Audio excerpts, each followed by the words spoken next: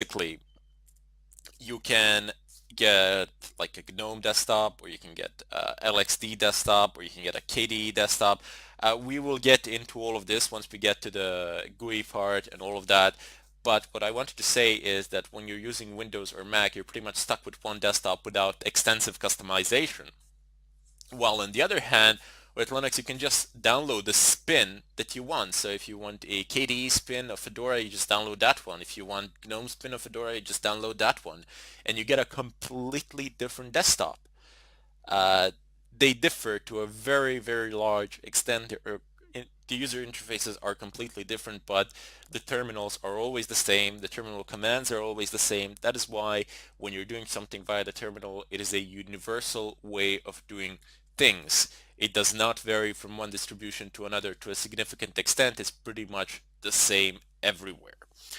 In any case, if you still have some doubts, feel free to post them in the discussion section. But there is one more thing that I wanted to address in this tutorial, and that is the format for your questions in the discussion section.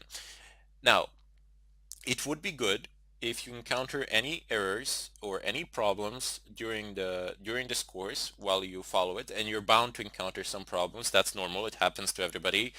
You're unable to do something. You've installed it on one system. The drivers are not. You don't have the drivers for that. Uh, some problems. Doesn't matter what it is. If you're posting it in the discussion, just say from which lecture it is. Copy the error message. Post it there and then explain your problem. Also explain what you have tried to do and the procedure that you have used in order to actually attempt to do that. I do not say this to make my job easier. I just say this to, even though I check the discussions on Udemy on daily basis, and I try to answer everybody as fast as I possibly can, usually within 12 hours. Usually everybody gets a response within 12 hours or less.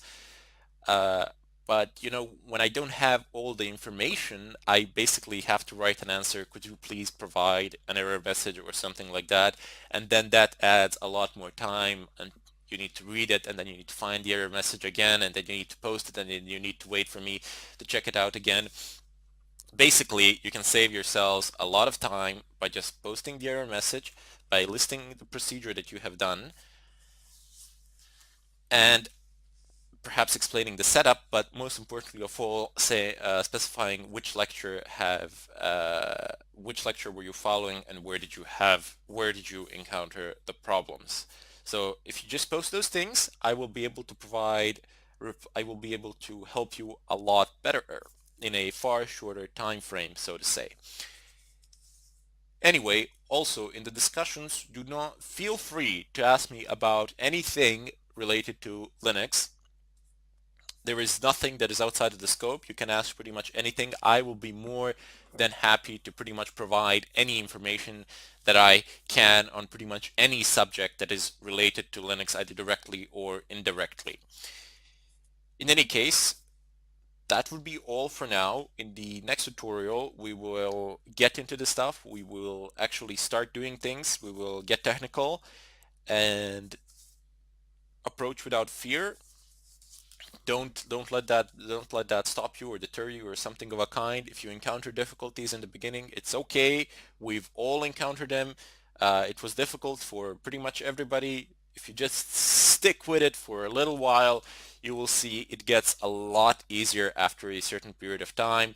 I remember when I started using it for the first 6 months up to a year, I was completely lost, like errors at every corner.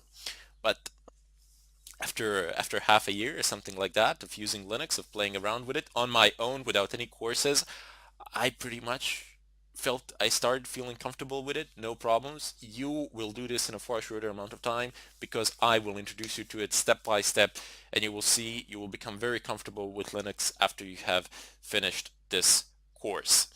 Anyway, I'll see you in the next tutorial. Welcome everybody to this tutorial. Today I am going to go ahead and show you how to actually install a virtualizer on your Windows 8.1 machine. The procedure is pretty much the same for any other Windows machine as well, so this applies universally on pretty much all Windows systems out there. Anyway, this will be a bit weird because I am installing a virtualizer on a virtual machine, because as you can see, I have, let me just minimize this, I have Windows virtual machine running within Linux, and in behind I have my Red Hat website opened. There we will download Red Hat in the follow-up tutorial, but for the time being I just want to show you that this is a virtual machine, and you can see it runs just fine. You have this gray menu bar in the upper part of your screen, but I mean that's easily fixable. Switch to full screen. Yep, there we go. Switch, there we go. So it seems as though I really do have a Windows machine, but in fact this is a virtual machine, and for all intents and purposes this pretty much works. So if I go down, I have these things here. I have my menu back up, but I don't need my menu for the time being. I just want to show you how you can do pretty much the same thing for Red Hat as I have done for Windows 8.1. Now there are other methods of virtualization. Uh, there are other approaches to do this. I will show three if I'm not mistaken, or a couple, don't hold my word to it, where you will be able to do different things. For example, you will be able to virtualize your Red Hat machine within a Windows environment. You will be able to perform a dual boot of your Windows and Red Hat as well, or any other Linux distro.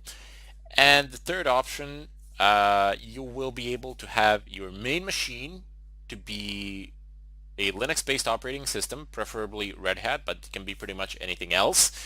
And you will install a virtualizer on that particular machine, from where you will have access to your Windows 8 Windows machine should you need it. Now there are different approaches to this last part.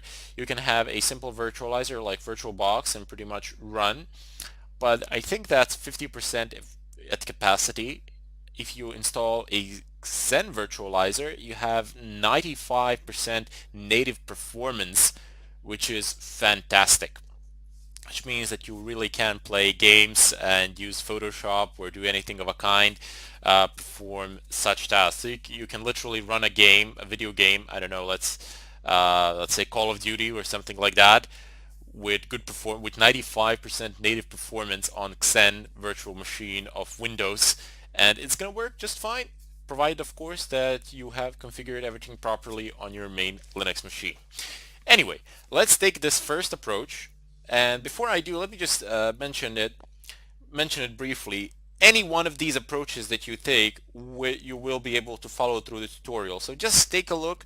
I will show three for different cases. Any one you choose to set up, any of the three that you actually choose and set up, it will be fine. You will be able to follow through the entire tutorial without any problems of whatsoever. So there you won't be hindered whichever one you choose. I just set it for personal preferences, whichever way people want it to be. Anyway, let's just jump into Windows now. I'm here. I'm gonna open up a default web browser, which is basically Explorer here. It says I've written in VirtualBox 32-bit. Be careful to actually download a proper one, although you can't really make a mistake, because if you search the web for VirtualBox 32-bit, you're going to be thrown onto a Oracle website. It won't be VirtualBox official website, but it will be like Oracle, its maintainer and creator, and you can download it from there, no problem. So if you go to the Oracle website, here, let me just show you. I'm gonna do a web search, and pretty much the second one that pops, that will be a place where you can go and download it. There we go. So once again, I found myself on that website. As you can see, you have VirtualBox for numerous operating systems down there. Most of them are Linux platforms. Different Linux platforms require different modifications in order for this virtualizer to be able to run. So you got here, it says platform Windows 32-bit, 64-bit, no problems. I just click on this and it's gonna start to download. As you can see at the bottom of my screen, it says VirtualBox 4326 something win.exe download complete. So I'm not going to be downloading it during this tutorial, but you just click on this